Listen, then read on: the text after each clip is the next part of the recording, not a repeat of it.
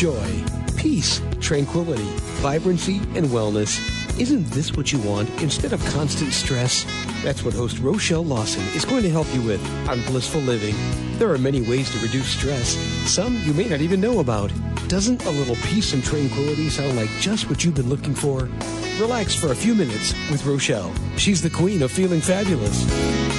Hello, everyone, and welcome to the Blissful Living Hour. I am Rochelle Lawson, the queen of feeling fabulous, and I am your host for this fabulous hour that we're going to journey into blissful living. And today we're going to probe into how we can do that.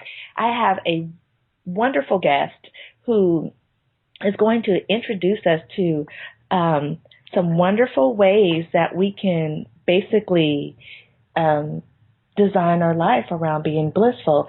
And she is Edie Weinstein, the Bliss Mistress. How wonderful does that sound? Now listen, Edie comes to us. Well, let me tell you a little bit about what someone said about Edie.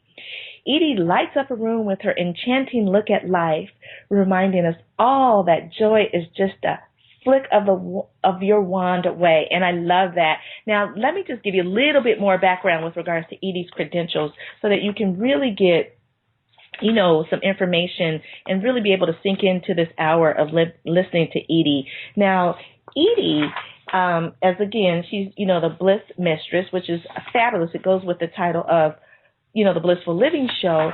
But in 1998, she had some things that changed her, her life in multiple ways.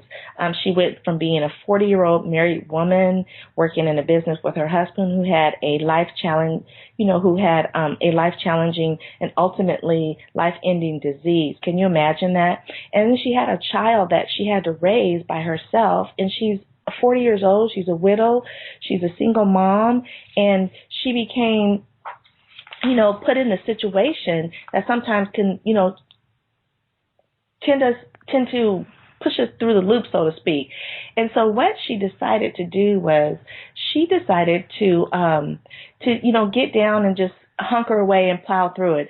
And some of this was born out of financial necessity, some by the creative invitation and resolute beckoning by the muse to use her gifts that she had that had been existing in her for a while. And she wanted to go out and speak and let people know, be motivational and letting people know that things that happen in your life just does not have to end with what happens in your life. So Edie Weinstein is a work in progress. Like everyone else on the planet, the artist of her own design and mistress of her own bliss, she has agreed to come onto the show today to discuss that with us. She is a career journalist with 23 years of experience interviewing some of the most amazing movers and shakers on this planet, including Joan Borensenko, Ben and Jerry, Shirley MacLaine, Ram Dass, Michael Beckwith, Jack Canfield, Alan Cohen, Karen Drucker, Judith Orloff, Louise Hay, Marianne Williamson, Dan Millman, Wayne Dyer, Elizabeth Lesser, Ariel Ford, Debbie Ford. Oh my gosh, the list goes on. And let me tell you this, even His Holiness, the Dalai Lama. So in addition to her being the Bliss Mistress and her success as a journalist and interviewing all these fabulous people that they're the stars of how to live our life blissfully with optimal health and wellness, Edie is here with us today. So I could ramble on and on and on about Edie, but that's not what it's about. Let's just jump into the show, and we're going to jump right in and start conversating with Edie. Edie, welcome to Blissful Living. How are you? Thank you. Boy, that woman is busy. Wow. No wonder I'm still in my PJs here as we're recording this interview. I was telling you before we started that this is one of those days where I'm working from home, which is part of the transformation that I experienced. So, wow, thank you. I'm honored to be on your show. And clearly we're sisters in bliss. We want to help people live their blissful out. So thank you for having me on. Oh, you're very welcome. And I went through kind of a long introduction, but I wanted to let people know that, you're not only the Bliss Mistress, but you have had contact with some of the powerhouses that we look up to, right, in living this beautiful life that we're trying to live here while we're on this planet Earth. And so I just wanted to give a background. So I apologize to my listeners if you felt the introduction was kind of long, but I just wanted to set the precedence or set it up for you to let you know the kind of guest that Edie is and what she's done and who she's talked to and how she's going to, share with us ways that we can live bliss, because she is the Bliss Mistress. So, Edie, tell us, since you call yourself the Bliss Mistress, I'm wondering how you define bliss. Well, I look at bliss as being fully present to every moment, to have your senses fully alive to everything that's going on. So if you're eating, really taste your food. If you're with somebody, be fully present with them, looking them in the eye, connecting heart to heart. If you're out in nature and you can be barefoot in the grass, feel the grass between your toes. If you're listening to music, really listen to not just the words, but the nuances and the sounds, and just use everything you've got. And in that way, you're going to be experiencing bliss. So bliss doesn't always mean jumping up and down, excited about things. It means sometimes being still and silent and allowing everything to flow through you. And everybody defines it for themselves. I can't tell you what your bliss is. Only you can do that. I like that because, usually when we talk on the show, it's, things and ways to help reduce our stress or eliminate stress, and which is fabulous because that really is a good starting point. And stress, we know all causes, disease, illness, and creates havoc in our life. But I like the fact that we're going to really focus on bliss. The show is Blissful Living. You're the Bliss Mistress. And really, I like how you said for everyone, that's your definition of bliss, but bliss could be something different for someone else. Whatever your definition is, just make a point to experience that each and every day. And that is really, really a beautiful way to start the day. Now, how did this drive, no, that's not what, this determination to live bliss after you had that very, life-changing incident that happened in your life, how did this drive you to figure out, I could sit and sulk all I want to and be depressed and be the victim of what's happening to me in my life, but you didn't do that, and you went completely opposite into creating bliss for you. How did you get to that turning point? Well, it happened actually even before 1998. 1992 was what I lovingly call our year from hell. And in that year, my husband and I had moved down to Florida from the Philadelphia area, which is where we were both raised. And we came down there to publish the second regional edition of our magazine that was called Visions. And it was about holistic health and wellness. And a lot of the people that you mentioned that I interviewed were for that magazine.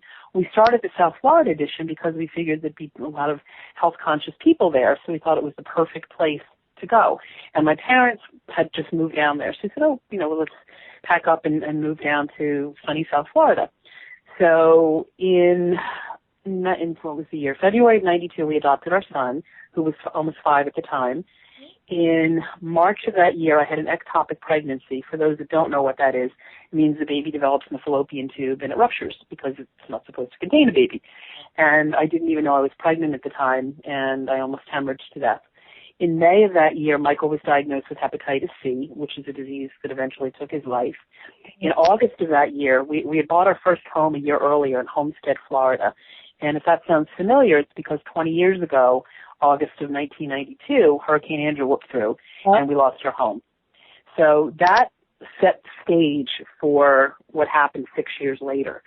In January of 92, we moved back to Philadelphia, and Michael became, went on a kind of a treatment roller coaster with the Hep C. And in November of 98 is when he went into the hospital. I spent 5.5 weeks with him living in the ICU, didn't sleep at home till the night he died. And I did what I called God wrestling. God and I would have all these dialogues, all these conversations, sometimes at 2 o'clock in the morning. And I would say, he's mine and you can't have him. And God would say, he's mine and he's on loan to you like everybody else in your life. Mm-hmm. That one line has shaped so much of what I've done since then. I realized that everybody we love will one day die or leave us, or we will die or leave them. Right. It's not morbid, it's sad, but it's not depressing for me. It's exhilarating because I think I want to treasure every person in my life, even if I'm angry with them, even if I'm frustrated, even if they're not doing what I want them to do or I'm not doing what they want me to do. It's all about relationships. So that's how I started living my bliss, is to say, how can I get the most out of being with this person, whether they're a friend, a lover, a child, a parent, whoever it is, a client, a radio talk show host like right now. How can I get the most out of talking to you, connecting with you, because you're on the West Coast, I'm on the East Coast. So that to me is how I'm able to live my bliss, is to encourage people to do that as well. That was a pivotal moment for me that got me through. In the face of Michael's death, in the face of being widowed at 40, in the face of having to start all over again, I had amazing supports. My parents, who have both since died, my dad almost 5 years ago, my mom a little more than 2 years ago, were huge supports. My family, my friends, my spiritual practice, that got me through. And now all these years later, 14 years later, I'm living an amazing life. So now, what would you tell someone that's facing those kind of, I want to say crossroad decisions in their life? What would you tell? What would be one thing you would tell them beyond what you just mentioned with regards to how you started your, going from the life that could have been muddy and murky to the life of bliss? What would be one thing you would tell someone that help, to help them jumpstart? One thing I tell my clients all the time is that you have survived everything that has ever happened in your life because you're here to talk about it. Something got you through. What got you through then? And let's take a look at that and let's see what can get you through now. What are your resources? Not just financial, but what are your spiritual, emotional, physical assets that you can grab hold of? Who are your supports? Whether they're people or animals or the God of your understanding. Now, saying that, I don't tell anybody what to believe spiritually. Right. Whether or not you have a spiritual practice is totally personal. But if you have one, use that as a tool to help you heal your life. That's something that was huge for me. One of the things that I did back then, I enrolled in a seminary and became an interfaith minister right after Michael died, and I'll tell you more about that if that comes up. But that got me through. That was part of my healing. I didn't go to any grief support groups, but they're wonderful. I didn't go to grief counseling, and that's wonderful for people too. But my grief support, my healing, was being engaged in something, and that's a second thing too. Get yourself engaged in something that is your passion. And it doesn't mean you jump right into it as crazy as I was doing that. Right. Grieve. Let yourself grieve. I have a tendency to shut down grief. Not healthy. I can tell you. I have friends that, all these years later, since my mom died, I still haven't really grieved my mom's death. But let yourself grieve in whatever healthy way you can and find a purpose. Find a direction to take yourself. Otherwise, you'll flounder. And so I think those are important things, too. So I'm going to just take this moment and say, hey, listeners out there, I usually give you guys a heads up about getting that piece of paper, that pen or something to write with, and sitting back and relaxing and absorbing the information and taking notes that with regards to things that might be speaking directly to you. So I'm going to take this time right now and say, go ahead and do that. If you're a regular listener to the show, you probably have already did that, but if you're new to listening to the show, or if you're a regular listener and you just, kind of tired of or forgot, then this is a great opportunity to get some paper out and a pen or a pencil and just sit back and relax. And if you have time to get your favorite beverage and just really absorb this information that Edie is going to share with us. Now, Edie, in the midst of a life change or challenge, change and challenges are really difficult for people to deal with. We kind of get used to going with the flow, whether we're in a bad situation and it's always bad or good and, change is bad or whatever the case may be. We kind of get used to just going with the flow of things and how they are. But in the midst of a life change or challenge, how is it possible to experience what seems like such an elusive state of, being in a blissful moment? How is it possible for how is it possible for us to let that into our lives? That you use the word moment. And sometimes it is moment by moment. I'm not telling anybody that it's easy to lose a spouse, a child, a job, health, your freedom in some way, money. It sucks. It's hard. It's challenging. I went through my murky, muddy, feeling sorry for myself moments. I still do. And yet, if we can grab hold of and capture a moment when noticing that tree over there, the buds are starting to come out, that could be a blissful moment in the midst of how sad I feel that my loved one isn't there to enjoy it with me. Mm-hmm. I've become the queen of reframe, where I help people reframe things that don't feel so good. So if you can notice, again, those senses, fully alive, notice the sound of a bird chirping out your window. Notice the way the sun comes in the window first thing in the morning. Notice how good coffee tastes if you like coffee. Chai is my caffeine of choice. But notice I like how chai good, too. Yeah, and chocolate. Chocolate's my drug of choice. But notice how good mint chocolate chip ice cream tastes if you like that. Whatever it is. Just realize that this too shall pass, that nothing lasts forever in the form that it's in. I remember a number of years ago, the first time I saw Tibetan monks create a sand mandala. Have you ever seen that before? Do you know what that is? Yeah. For those that don't know, it's this huge circle with multicolored grains of sand with beautifully intricate designs, and they're usually imbued with prayers for healing or love or peace. And it takes them 3 or 4 days down on their hands and knees with this little instrument tapping grains of sand. And when they're finished, they disassemble it. We take pictures and it looks pretty, and then they swish it all away. And it's this big pile of gray sand. And the first time I saw that, I knew it was going to happen. I knew the ritual, but other people were shocked. But the idea, the Buddhist concept of impermanence, is that nothing lasts forever in the form that it's in. So again, everyone is on loan to us. Every piece of artwork is on loan to us. Every experience, the good, the bad, the ugly, all on loan to us. And we get to appreciate it for whatever it is, and then it's gone. And it's no less that beautiful work of art just because it's a pile of muddy, gray sand. So that helps too, to realize that. I like that. I like the fact that, nothing lasts forever. It's just that one moment in time. Although I know some people are like, I've been having these moments for a long time. And I just want to tell those people out there, if you're in the midst of a challenge or chaos or, feeling overwhelmed, stressed, overloaded, or whatever the case may be, just know that moment, it is going to pass. It's just something you have to go through. It's like being in the eye of the storm. Eventually, it all fades away, and then you have sunshiny, bright days ahead. But just know that when you're in that moment, just take something that you can create a bliss, that can create bliss for you, whether like Edie said, whether it's, walking on the grass barefoot and feeling the blades of grass. I'm thinking of the sand. Yes, just walking through the sand and feeling the grains of sand through your feet, or, eating that chocolate bar, or, sipping on that chai latte that's just made to absolute perfection. Even though you may feel that the walls are tumbling down around you, you can still grasp something positive in your life.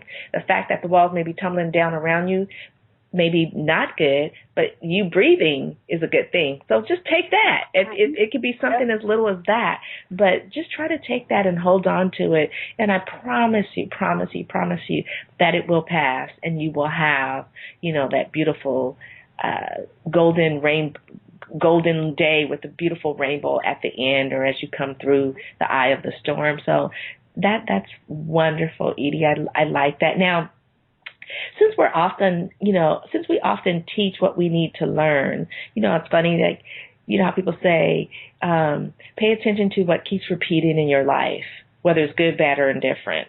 And if it's bad, you need to really pay attention to it, because it's a message. You keep repeating this and it keeps coming back in your life. You need to make a change.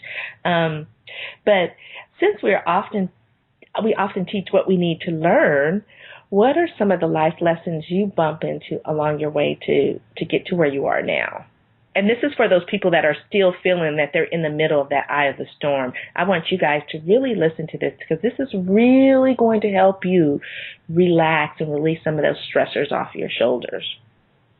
And having said that, I'm still in the eye of the storm at times. My life is not always peaceful. It can be chaotic at times. I'm the mother of a now 25-year-old son who's going to be starting college, and, moved out, then moved back in, then ideally in the next 6 months or so we'll be moving out again. And I'll have my quiet, clean house to myself, which is really nice. So having said that, humor is essential. I need to be able to laugh at whatever is coming my way, because if I don't, I'll cry a lot more than I do. Right. Be fully feeling. And again, the teaching what I need to learn, I'm really good at telling other people how to feel their feelings, not so good at doing it myself. Because my inner critic monkey mind tells me, you've got to be on, you've got to be, people got to be able to count on you, and you can't fall apart. And I'm learning to speak to the monkey, feed it a banana to distract it, play with it, dance with it, because what we resist persists. If I try to kick it out, it's only going to come back. Right. So I'm learning to be less self-critical. Back in my 20s, when I was in graduate school, I was having dinner at a friend's house. We were cooking dinner together, and I was describing some situation. I don't even remember what it was at the time. But Alan looked at me and he said, I have this image of you with holding a whip over yourself. When are you going to put it down? All these years later, I still pick it up, put it down, pick it up, put it, and I want to be able to just toss it. So that I'm learning that I am enough. And I'm guessing that some of your listeners, I know men go through this too, but I've heard it more from women. We feel like we're never enough. We can never do enough, never be enough, never be pretty enough, thin enough, smart enough, rich enough, successful enough, loving enough, whatever it is. Enough is enough. Right. That's the message. When are you going to get it? Enough is enough, woman. So I'm learning that. I'm learning that it's okay to be transparent and honest and nakedly vulnerable, or vulnerably naked, however you want to put it. Because, again, stripping off the layers helps people to get to know you. And that way your relationships are authentic and they get all of you. And you are so worth getting gotten. This is how I want to say it. Oh, yes. I like that. I like that. Repeat that again, Edie, because that's a point that many of us. Okay, but I'll say it. I can't remember. I'm laughing. You're like, I was in the moment. You expect. Yeah, I was. I'm channeling. No. Well, it's funny because when I speak, whether I'm teaching classes or facilitating a support group or doing a lecture or presentation, people say, can you repeat that? And I'll say, no, I have no clue what I just said. Right. But I can give you the gist of it, is that when you're nakedly vulnerable and transparent and authentic, people get you, and you are so worth getting gotten, I guess is how I would put it. That that you are worth having people get to know the real you, because we hide behind these facades, these images of who we think we're supposed to be and how we think people want to receive us. And it's fake. It's not real. So I'm learning that. Right. I had a friend who told me that she wouldn't read my book, and I wrote a book called The Bliss Mistress Guide to Transforming the Ordinary into the Extraordinary. Yeah. And they're chicken soup for the soul, slice of life stories. Kind of, some of them are about the things we've already talked about. Right. But my friend Janet, who I've known, I'm thinking since the early 80s, says, I am not going to read this book, and I gave it to her as a gift, until you show me your anger. I want to see you get really mad. Not necessarily mad at me, but I want to see your anger. Right. So I went to her home, she and her husband, Phil, who are involved with this organization called the Mankind Project. They do the New Warrior training and the Woman Within training. And they said they do this, like this emotional release kind of exercise. And she said, I want to see you get really angry. And I said, but isn't that going to disturb your neighbors because they live in an apartment? Nah, they're fine. They're used to it. Well, it's going to scare the dogs. Nah, the dogs will be fine. Don't worry. Right. So I went over to their apartment, and they put a pile of pillows on the living room floor, and she gave me a plastic baseball bat. She said, I just want you to wail away on these pillows, yelling, screaming, cursing, whatever you want. Just let her rip. And I did it. I felt really silly at first. And I've done all these things in personal growth trainings. I've been a therapist for 30 years. I know this stuff intellectually. But doing it physically, in front of people that I trusted, Phil and Janet are family. They're, the family of choice. But I did it for like 20 minutes. And I was, all this stuff kept getting dredged up, and the tears and the snot and the, just working up. I didn't need to go to the gym that day. It was that good a workout. And then she said after we did that, then we did an angry dance where we kind of leapt around the living room, making angry faces at each other and like gorilla faces and claws bared and teeth bared, Right. And it was, you get a visual here. I do, and I'm laughing fun. in my head as I'm like, oh, I can imagine myself doing that too. Yeah. So we had such a good time. Now, and then she says, okay, now I'll read the book. And she did, and she liked it. But for 3 days afterwards, I couldn't go to the gym because I was so sore. I could barely walk. Like sacral spine pain. Like, oh my God, What did you do to yourself? Right. But it felt so good to get it out. And it's not once and done. I still have to express anger appropriately. Right. Part of my work is doing counseling with people who are in recovery from drug and alcohol addiction. Mm-hmm. And there's a lot of sometimes repressed anger with them. There's sometimes a lot of overt anger with them. So I'm going to be modeling how to express anger appropriately. I darn sure better be doing it myself. Right. So that falls into that category too. Wow. Yeah, I like that because it's okay, you guys, if you are feeling the way you do, and it's okay. It's okay to acknowledge it. I think when you do acknowledge it, it actually makes it better. It's when we tend to put ourselves in a denial state, not acknowledging that we really are angry, or not acknowledging that we really are feeling down, or we're feeling like we're surrounded by darkness, or whatever the case may be, and we try to fake it. It doesn't come off authentically to those that we try to fake it. They always look at us and say, there's just something not right. There's just something wrong. Yeah, she went and she did this or whatever, but it's just not right. So it's okay to acknowledge it. And, if you need help expressing it like Edie did, grab a buddy, go get one of your girlfriends or your guy friends, hey, go play a game of basketball to get it out. Or, do like Edie did with her girlfriend and just go around and do these dances in the living room and acknowledge what's in you, but let it flow out because it's so much more healthier for you. And then that will open up the next step on your path to bliss. And this is what we're all about. And, we have the Bliss Mistress on the show here. So she's laying down for us things that are really realistic that happen in everyone's life, but things that you can do to make yourself feel better and be in that and get to that state of bliss. Now, you let me ask you, what are some specific techniques and tools you encourage people to use to go from, where they are in their lives, no matter where it is, state of bliss or whatever, or state of darkness or, overwhelmed, stress, whatever that may be, to where they desire to be? Because I know sometimes that's a lot, that's hard for people to see. Even if they're just soaring through the air and they're flying high, sometimes still being in that, that over joyful moments or those over joyful moments, you still sometimes can't see how to get to where you desire to be, even though you may be feeling fabulous. So can you just share with us that? Sure, absolutely. The first thing is to realize where you are. Start where you are, because that's the only place that you can be. When people experience depression, it may be because they're regretting something from the past, or they're carrying their past along with them like a big bag of rocks on their shoulders. And when people are experiencing anxiety, they're afraid of what's to come, what the future might hold. When you are living in the moment, in the here and now, that's where the safety lies, is the idea that where you are is the only safe place to be. So recognizing, okay, where am I right now? Do an inventory. Where do I stand in terms of my satisfaction with my family, my friends, my life, my job, my education, my health, my relationships, whether they're romantic relationships or friendships or family relationships or coworkers. Just do an inventory. Am I satisfied? Create your own scale, on a 1 to 5 scale. When I do coaching with people, I send them a coaching packet where I ask them to rate their satisfaction in various areas of their lives. So do that for yourself. Or if you decide to work with me, we'll do that together.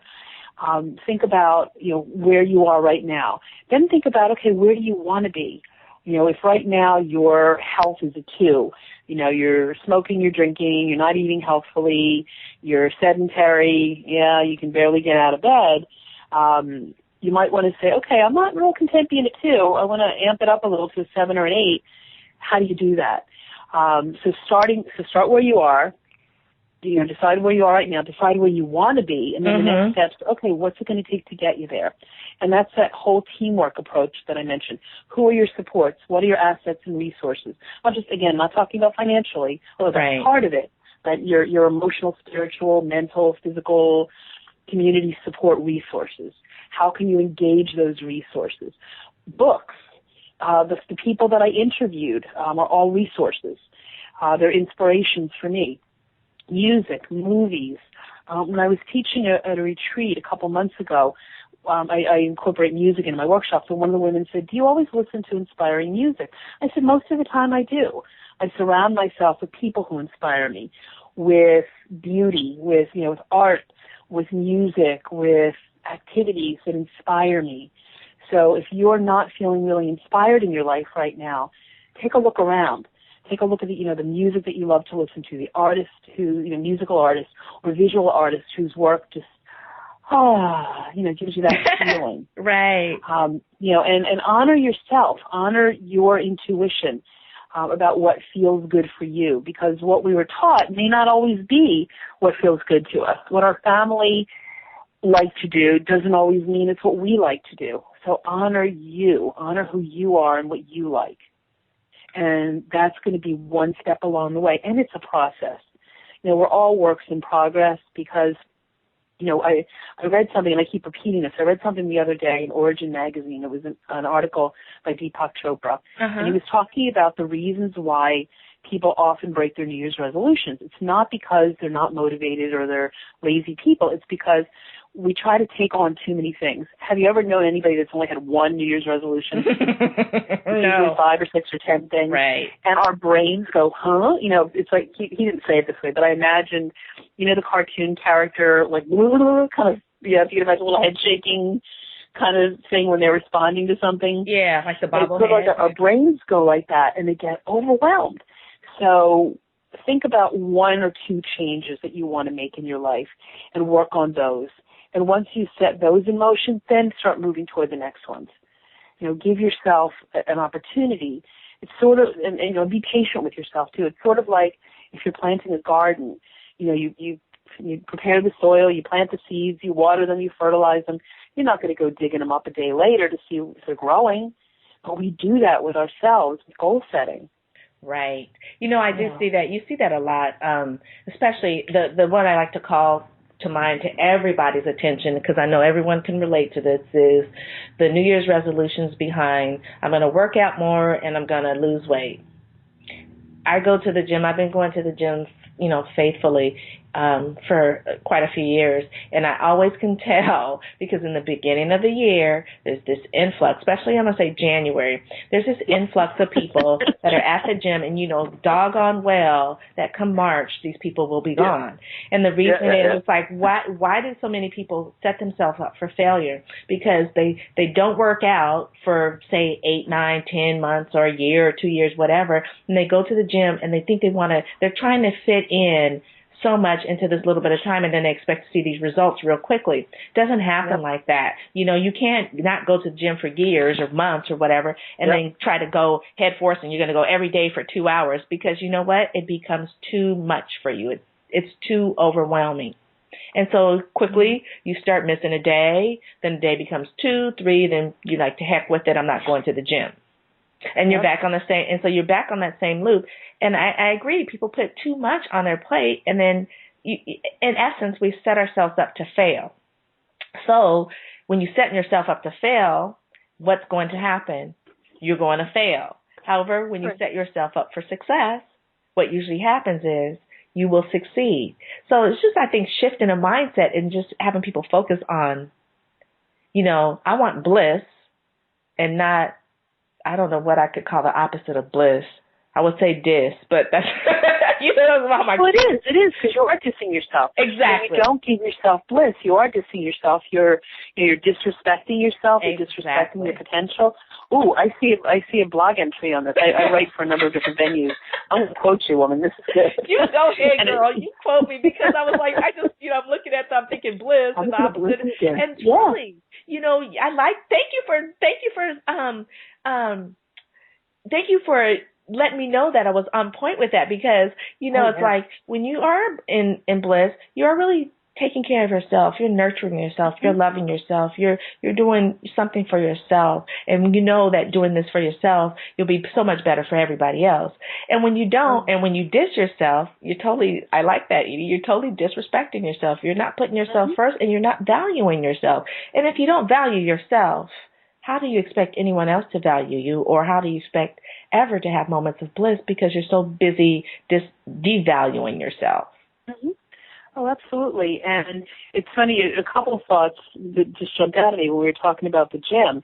A couple of days ago, I go to Planet Fitness, the judgment-free zone, which is perfect for me, given what I told you about the monkey mind chatter. Yeah. I've been going there 3 years in November. I took I had them take an anniversary picture of me with my iPhone, because I've lost 42 pounds in the last couple of years, and it feels really good. And I go to the gym between 3 and 5 days a week, depending on my schedule and my motivation. But I know that when I go, I feel so much better. Yeah. So I was there a couple days ago. I didn't go yesterday, I went the day before, and this woman comes up to me after my workout, and she said, "Are people here because they hate their old gym?" I said, "What do you mean?" She said, "I've noticed an upswing." I said, "Remember, this is the beginning of the year. People become more motivated in January, so you're going to see more people here. Right. But over the course of the year, it's going to be a little less crowded. Come June or July, partly because of vacations, but you're going to see fewer people. But I see a lot of the same people day after day, which is really encouraging. And I know that when I'm doing things that feel good for me, it spills over into every area of my life. That I do this ritual for myself every time I leave the gym. I say, "Way to go, woman, good job."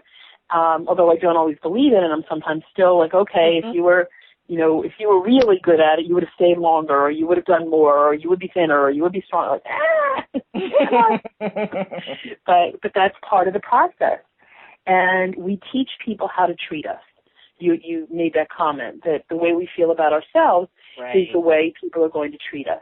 It's not the other way around. I've had clients, students, whoever in my life who said, you can't trust other women. And I say, do you trust yourself? Do you love yourself as a woman? Other people betray me. And I say, how loyal are you to yourself?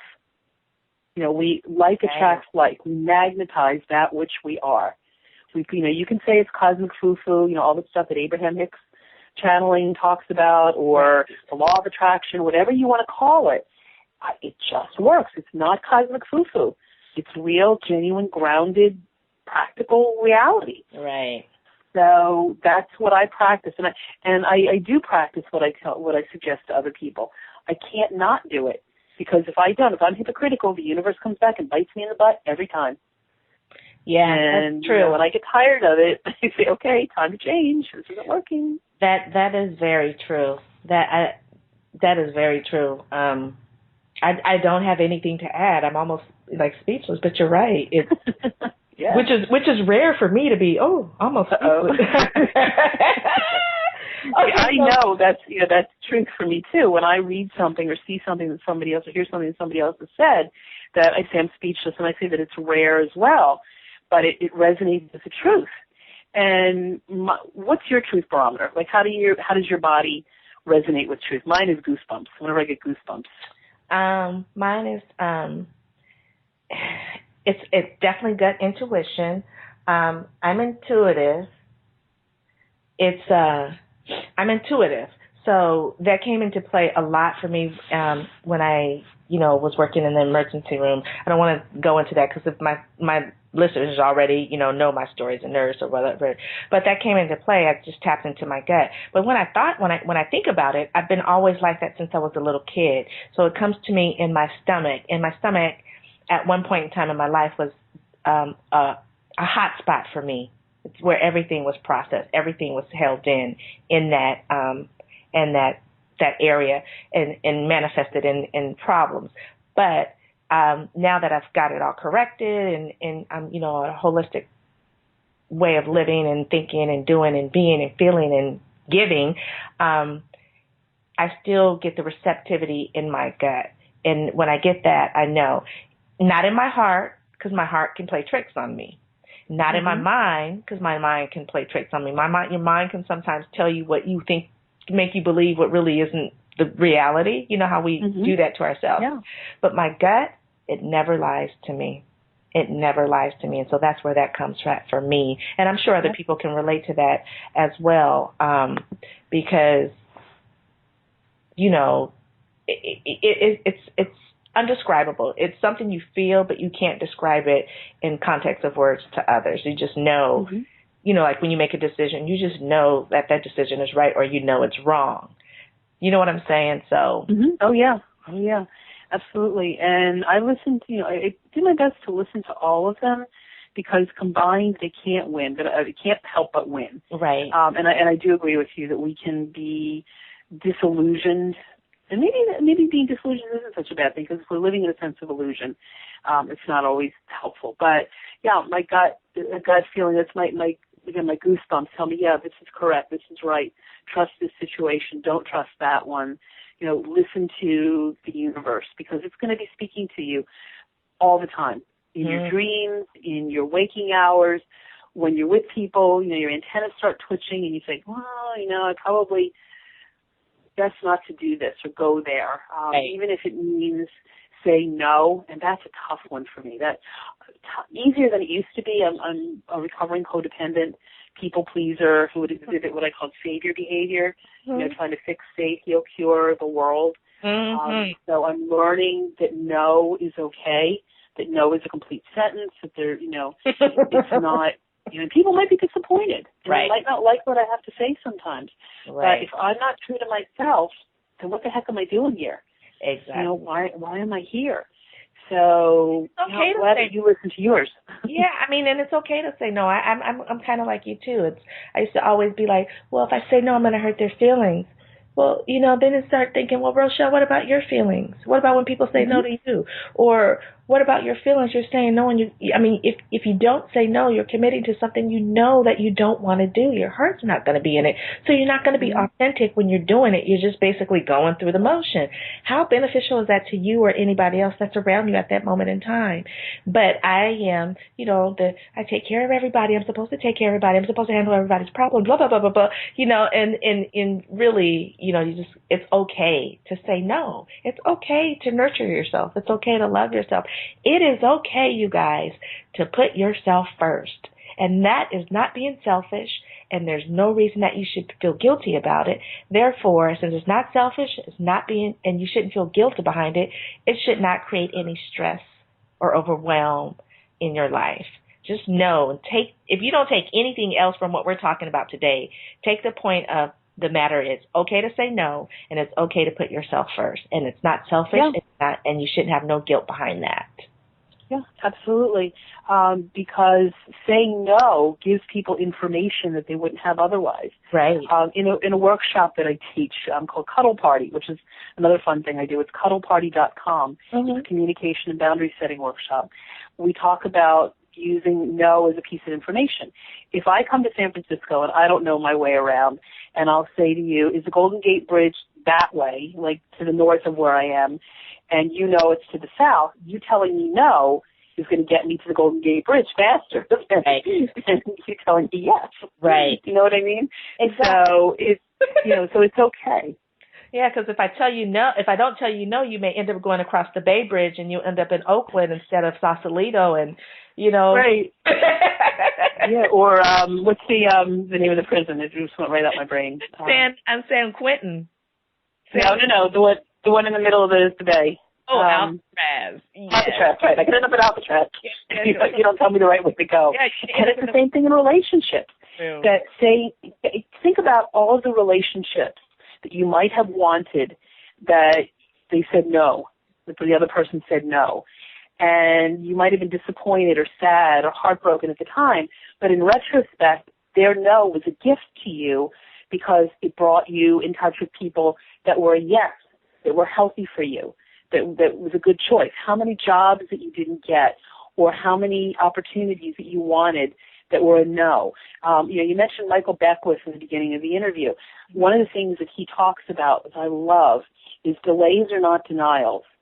That having something take longer than you thought it should doesn't mean it's never going to happen. It took me 20 years of goal setting and vision board making and affirming and asking for it and writing questions as if I was going to interview him tomorrow to get the interview scheduled with the Dalai Lama. Right. And I got to do that in 2008.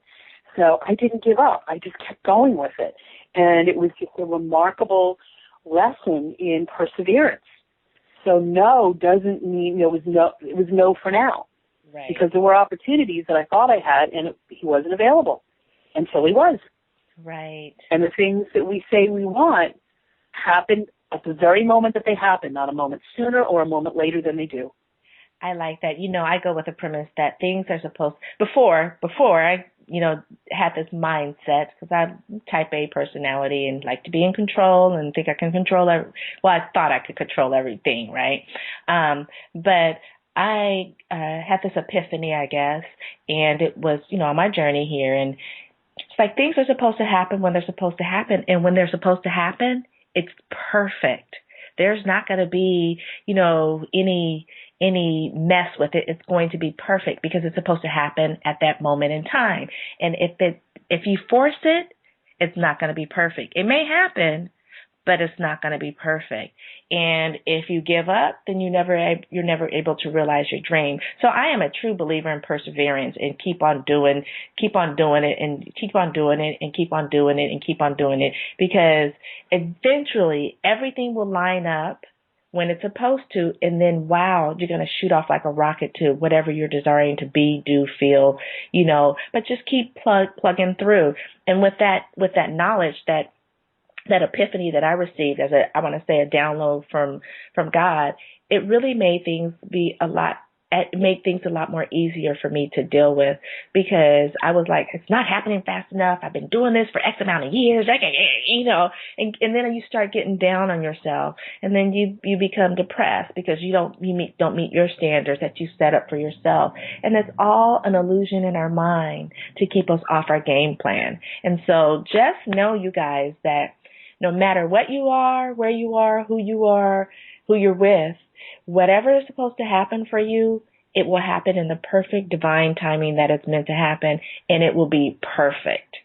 And that's all we have, that's all I can say with regards to that. Now, before we get in, because we're coming down to the end of the show, but I want you to tell us a little bit about your first bestseller, The Bliss Mistress Guide to Transforming the Ordinary into the Extraordinary. Tell us a little bit. Thank you. Okay, yeah, the book has been out since September of 2011. Mm-hmm. So it's been out for a little while, and it was like giving birth.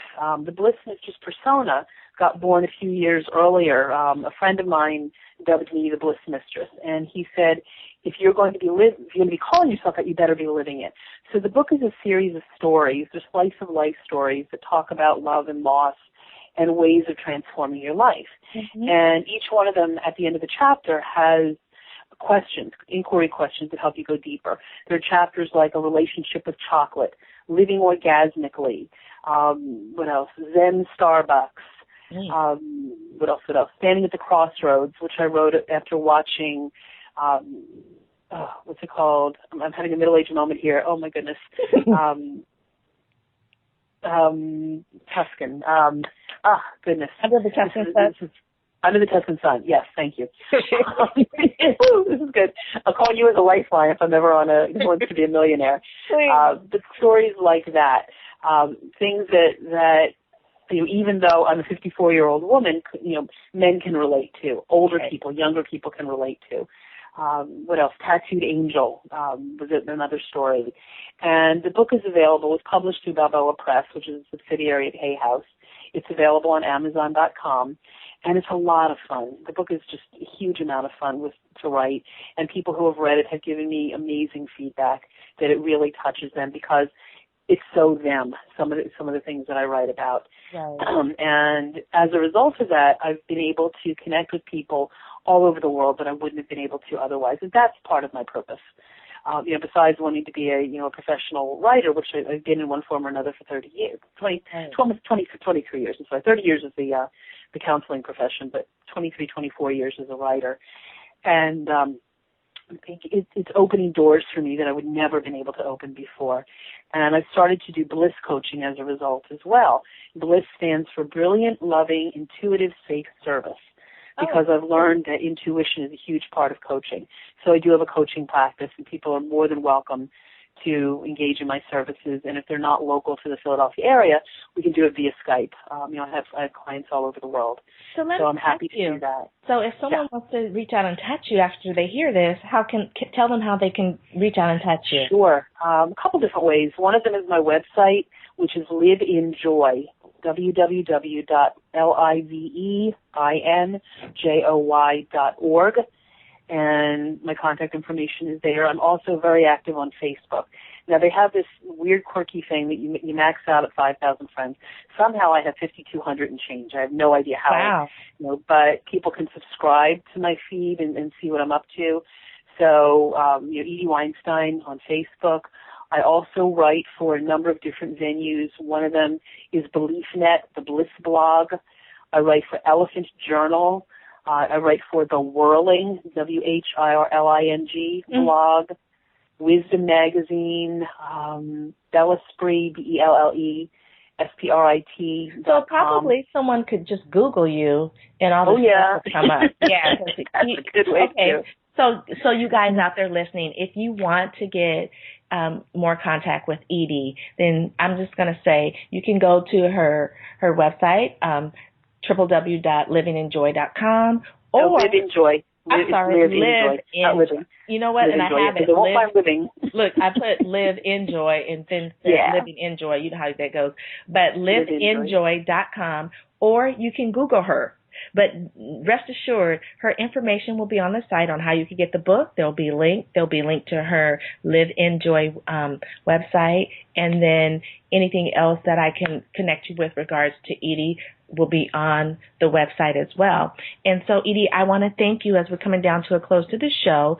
Thank you so very much for being the Bliss Mistress and sharing. First of all, thank you for being the Bliss Mistress. Second of all, for sharing your words of wisdom with us in regards to how we can continually create bliss in our lives, even though we may be stuck or in challenging situations. Very, very insightful information given. I hope you guys all enjoyed it. Thanks again, Edie. And so before I close out, I just want to mention a couple things. You guys, I am having the Blissful Living Retreat that's happening at the Silverado Resort and Spa in Napa, California, March 7th through the 9th. It's going to be a fabulous, exclusive luxury event, and it's limited. So if you're interested, you can connect with the webpage on the website here, but I'll also tell you it's www.the-blissful-living-retreat.com. Again, that's www.the-blissful-living-retreat.com to find out more information about that.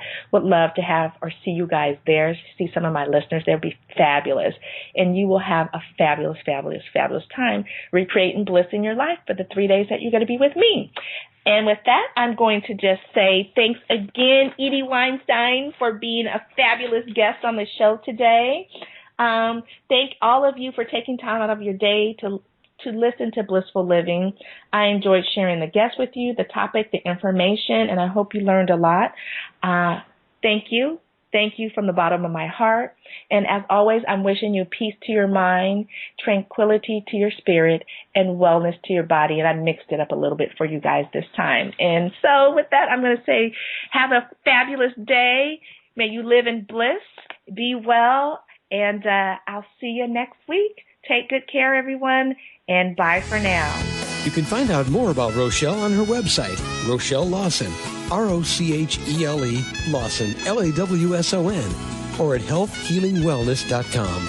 Or just click on her websites from the webtalkradio.net page right in front of you. And of course, you'll want to come right back here next week for another episode of Blissful Living. Thanks for joining us.